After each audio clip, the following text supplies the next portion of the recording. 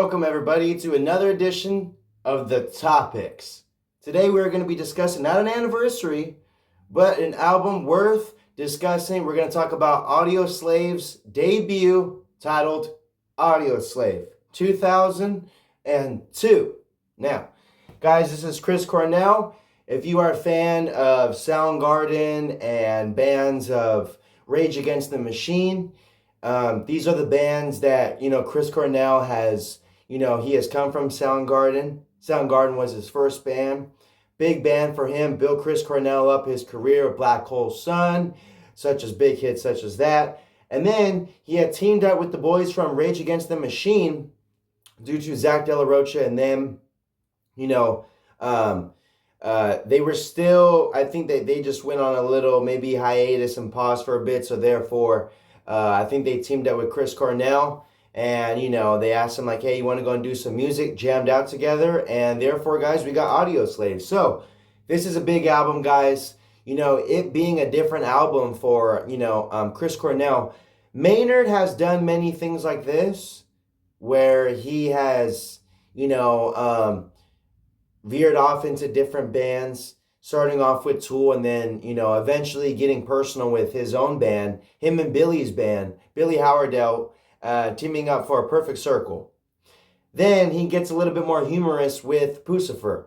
Now with this one right here, guys, we get, what I love about Audioslave is a lot of the drum and bass, a lot of the guitars, actually let me exclude that because Tom Morello, he's fucking badass. The drums and all that, nothing's too crazy when it comes to Audioslave. They're solid beats, everything's beautiful, great production. Soundgarden is the versatility where we get the, hypnotic production. We get, a lot of, a lot of experimental rock going on with Soundgarden. Now with Audioslave, it is really a band that can have Chris Cornell shine. And, his vocals are shining on this. He sounds great on this. And honestly, I think that around this period of Chris Cornell, his vocal capabilities were beyond and beyond around this area with 2002 with Audioslave. I think that his vocals sounded really great. He's always been one of the top vocalists along there with Chester Bennington. But guys, let's go ahead and jump into this. Chris Cornell, Audioslave, featuring the boys from Rage Against the Machine. And we start off the album, guys, with Cochise. Now, Cochise, this is a banger right here. We get a music video as well. Chris Cornell and them are taking an elevator up into the heights, rocking out, fireworks are going off. The boys are jamming out, having fun. And this is a banger song right here, guys. We start off the album with a punch. Chris Cornell along with his great hooks of Take It Out on Me and just rocking out. Everything sounds dope on this. A great way to start off the album. I think I'm saying that right, guys. Cochise or, something along those lines. But, yeah, guys, starting off with a bang with Cochise. Great track right here. Great energy. What a way to start off a record. And, this is probably not one of the hardest hitting ones on there. Probably so, but I would say it's up there with some of the most catchiest. I mean, you can never go wrong with the hook of him going Take It Out on Me and like that jamming with Tom Morello rocks out. Great track. Can never go wrong with that one. So next up, guys, we got Show Me How to Live. Following up another music video. We get two music videos back to back to start off this album. So with Show Me How to Live, guys, this is one that they're driving, having fun. The boys just riding around, driving on private property, just fucking causing chaos. Cops are chasing them and they don't even care. And I respect that shit.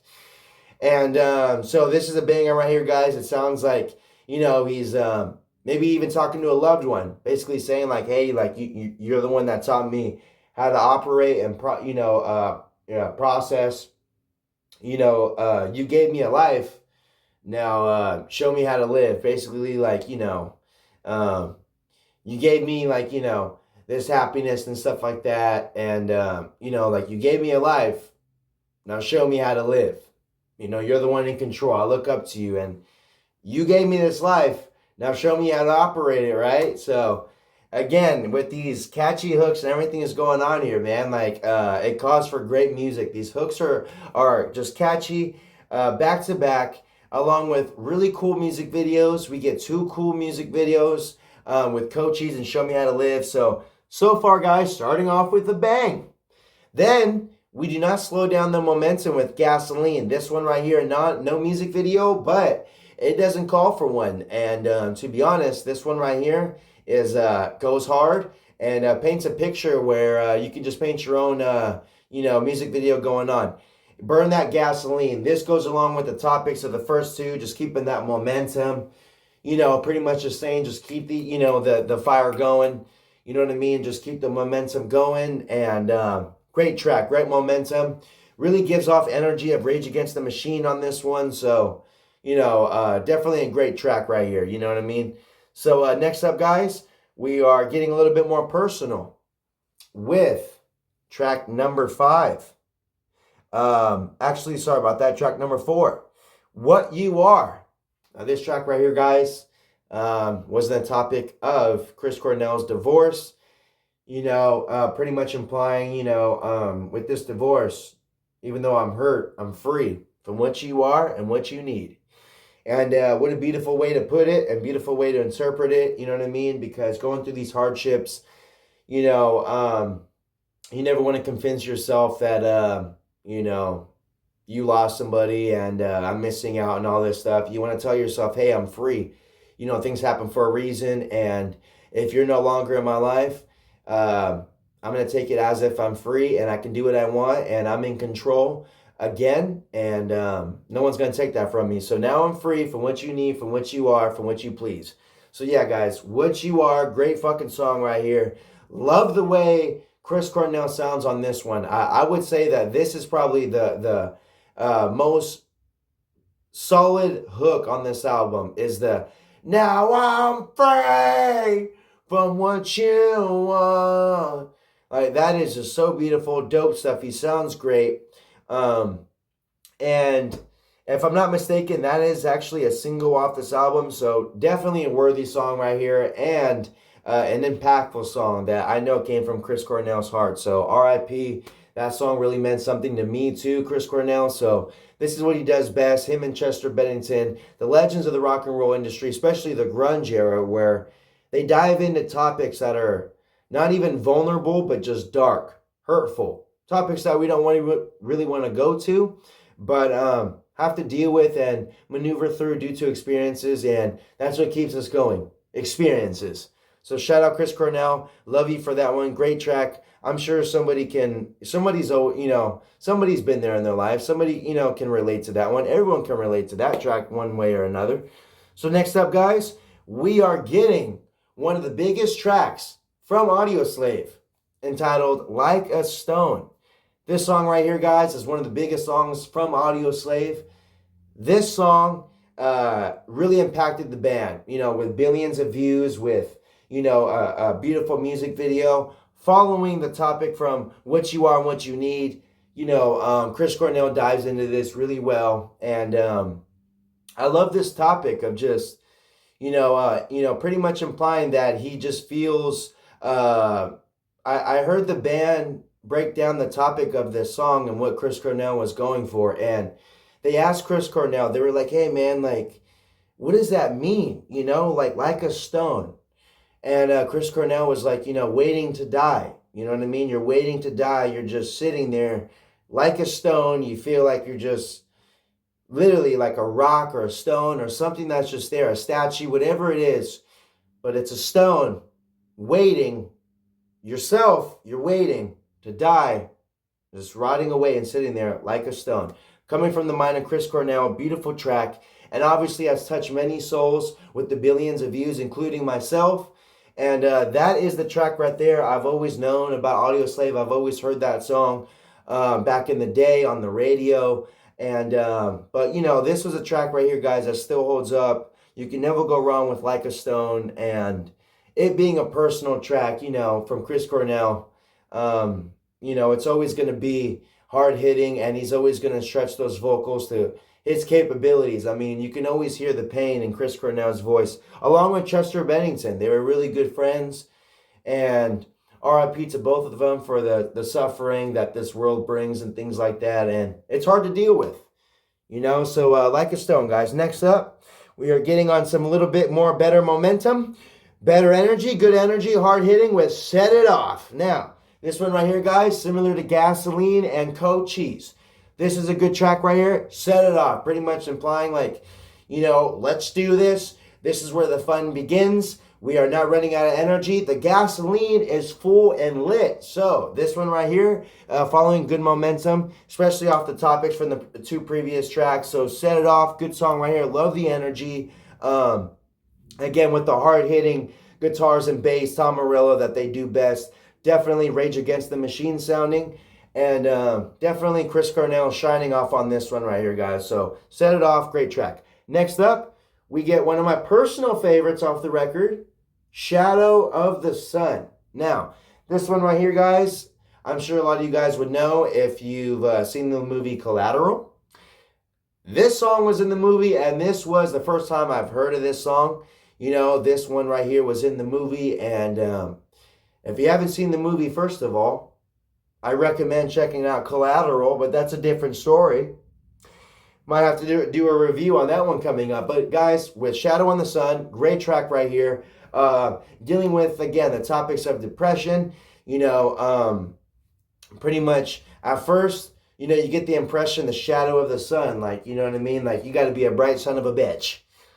But with Shadow on the Sun, I think it's implying that the shadow on the sun, I mean, it could be something that is obviously either in front of or, you know, in the center of, whatever it is that is causing a shadow to appear on the sun. Now, that could mean that you're a star, or that could mean a fire individual. I mean, again, guys, these topics, you know, they're really with fire and good momentum. Whether that could be anger, whether that could be happiness, that could be temperature-wise, summertime, whatever it is. But Shadow of the Sun, I've always interpreted this song as just, you know, the feelings of maybe when the sun sets, of things of that nature, of the climax of the day, and maybe, you know, that mood altering that the weather does, that causes us to feel, you know, like if it's raining or when it gets dark, we feel different.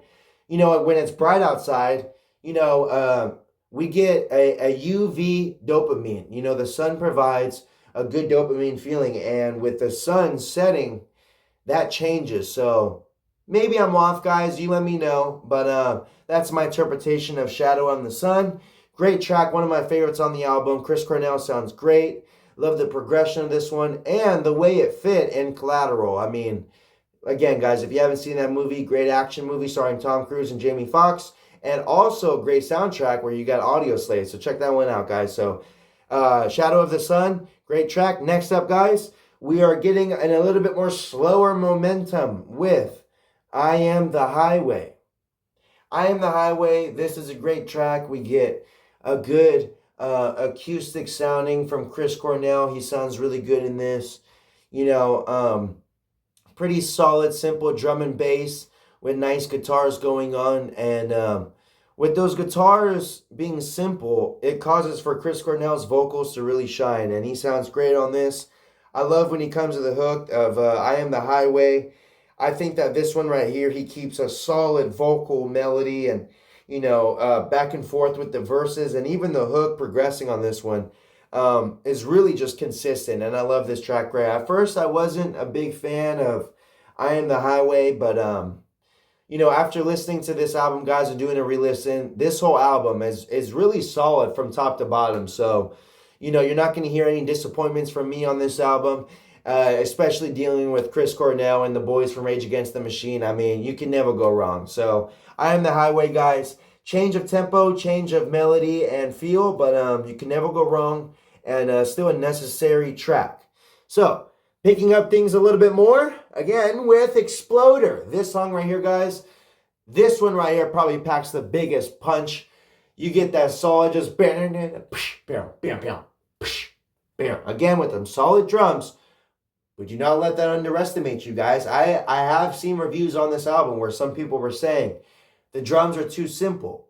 You know, they're not really, there's nothing too fashionable going on here. I mean, this band, you know, like they're not really rocking out. The vocalist sounds great, but the band doesn't. Now, guys, I'm not going to say any names out there, but that is just disappointing to hear when it comes to Audioslave. You need to know what you're getting into when it comes to Audioslave. Once you do your research and understand what's going on with the guys, you would know why it sounds the way it does. And once you understand that, you would even tell yourself, like, holy shit, this came out so much better than you would actually think. So, with that being said, guys, Rage Against the Machine. This is not a band that's Metallica. This is not a band that's Nine Inch Nails that we're fucking rocking out and getting digital. It is all about really the lyrics at the end of the day and the message. And Tom Morello rocking out and providing those solos, do not get me wrong, which he's completely known for. But when it comes to Audioslave, it's a different band. They're not going to be doing the same energy and the same perspective as Rage Against the Machine. Especially with Chris Cornell dealing with these topics right here. This is a different path. And again, with them doing these solid drum, I mean, hell, their biggest song is actually their most simplistic. You know, with Like a Stone. I mean, that song is pretty much the most simplistic, but still manages to, tear up the charts and manages to just, succeed till this day. I mean, take Radiohead's Creep. I mean, that song's pretty simple. And Tom York doesn't even like that song. But the song is brilliant and people love it, including myself. And, sometimes, guys, that doubt, that self-doubt is really what can be holding us back. So, yeah, guys, so with Exploder, we are, keeping up that momentum. Things are going hard. And again, simplistic thing is going on here. Nothing too crazy in the production, but Chris Cornell is keeping it up. He steps it up a notch on this track right here, Exploder. Love the hook, packs a punch. Probably the biggest punch on the album, I have to say. And, you can never go wrong with Exploder. So, yeah, guys, following the topic of fire and explosions, I love that stuff. Next up, we got Hypnotize. Again, guys, getting into like the slower hypnotic, obviously hypnotic with the title, vibe again. Going back and forth. Love the momentum with this. We get a couple punchers, then we get a vibe stir, then we get into it, then we get melodic, we get in our feels, we get this. Love that stuff, especially due to the simplistic nature that the boys deal with on the productions. I mean, again, no crazy guitar solos, not yet. But, yeah, guys, I mean, what their versatility has done so far to this point up to track 10 has been top-notch. Great listens so far. And, when we get to Hypnotize, this is honestly where I start to vibe out, think, get lost. And nothing too crazy about the track, but it's still a necessary track that calls for a hypnosis and hypnotics. So, yeah, guys. Next up, we get Bring 'Em Back Alive. This is where we get Tom Morello's track right here. Tom Morello shines on this one right here. Don't get me wrong. Chris Cornell shining more than ever. Sounds great. Tom Morello. This is his track right here. Him just rocking out with the solos. He does damn near a fucking, this solo is like literally so crazy and sounds so made up. It honestly sounds like he was just rocking out in there and, they forgot to cut it. Not in a bad way. I'm telling you, this fucking guitar solo is just it is so like funny and like so just different that it fucking throws you off when you're listening to this album. Really, it's actually quite funny. It really is. It's, but the track, guys, Bring 'Em Back Alive. We're getting a little bit more of a serious momentum. But that's my point with Chris Cornell or with Tom Morello coming in with this solo. It's real funny because Chris Cornell's like, hello, way, whoa, all this. And then Tom just comes in with, and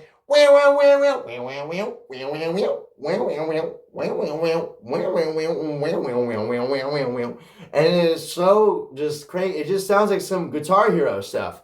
But do not get me wrong, guys. I love it. I love this momentum. To be honest, when that part comes on, I'll rock out every time. So, love this song, actually, guys. And especially on that part. I've heard comments about this song where people feel the same way. I mean, that guitar solo is just crazy. But you cannot you can't hate on Tom Morello and damn near disagree on what the boys are doing there. They come up with something, and I mean, Tom Morello, they know what they're doing. So leaving it to them, guys, and they are tearing it up so far. Next up, guys, we get Light My Way. Again, another Tom Morello track. Love the guitar on this one. We get a Wow, wow, wow, wow, wow, wow, wow.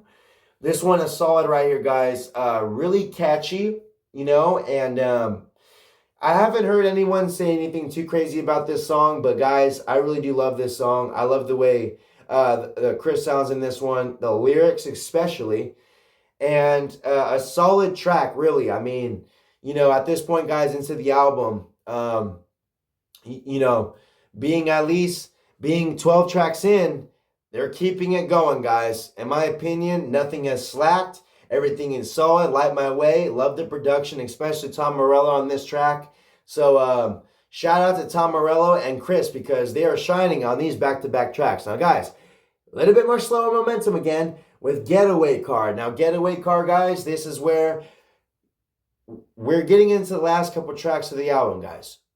The last couple tracks, but I can say, guys, these last couple tracks, not too crazy about, but they are still necessary tracks. I mean, I can play this album from top to bottom, but I'm never really going to individually pick Getaway Car or maybe The Last Remaining Light. Let me take that back. After rehearing Last Remaining Light, that track is beautiful. Gonna go to that one, but guys, I mean, Getaway Car, nothing too crazy on this one. A necessary track, but not one I really stick out and of that nature. But then again, I would not exclude it. I would not exclude it. So next up, guys, the last track of the album. Let's just go and get into it, guys. Last track of the album, The Last Remaining Light. Now, Chris and at Soundgarden, I love when albums start off with a punch, with a bang, whatever, especially with the bang, because starting off an album with a slow momentum and then building can be. You have to be a certain artist for that. With Audioslave, starting off with the punch and then ending with Last Remaining Light. I love this energy, guys. We dealt with topics. I love when people get into this, phase and this soundtrack and this lane of we are just, exploding the shit. We are getting it all out and then we're ending it off with a good note. And that is what the boys are doing here. We're ending off with a good note. A lot of my favorite albums do that, such as Downward Spiral. Ending it off with Hurt. Starting off with the bang with Mr. Self-Destruct and ending it off with Hurt. That's what the boys are doing here at Last Remaining Light. Love the energy, guys. Love the change. The beautifulness of this track. I mean, Chris sounds beautiful. I know I keep saying that, but I'm going to keep saying that if it's a Chris Cornell track because that is the truth. Last Remaining Light, guys. Love the way this one sounds. Would not exclude this one. And to be honest, I wasn't really going to this one a lot back in the day. But after re-listening, this track deserves recognition. And I'm going to be diving into that one a lot more. And especially at nighttime and especially when I'm having some beers. So there you go, guys. Audioslave. Debut 2002. What an experience, guys. What an experience. What of an explosion of energy we get from this album. Chris Cornell shines, no pun intended.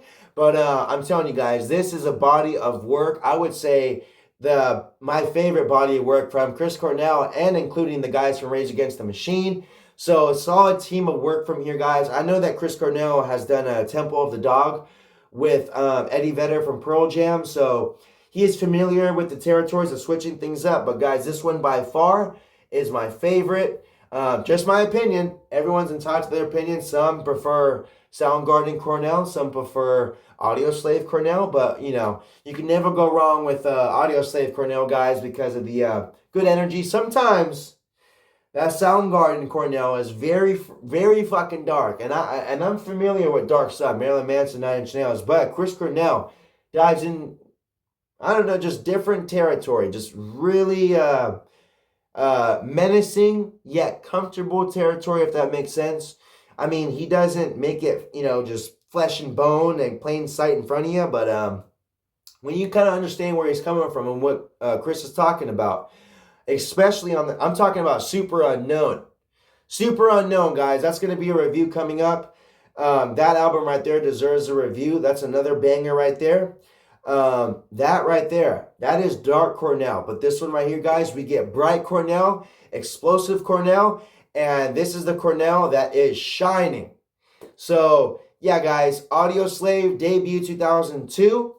Let me know what else you guys want me to discuss on the topics. Any favorites of yours from Cornell, whether you prefer Soundgarden, maybe Temple of the Dog, Audioslave's other albums. Let me know, guys, and more reviews coming soon. But at the end of the day, guys, show me how to live. I'm just kidding, guys. Explosive Audioslave. Thank you guys for watching. Let me know what else you guys want me to review and talk about next on the topics. And other than that, stay tuned. Deuces!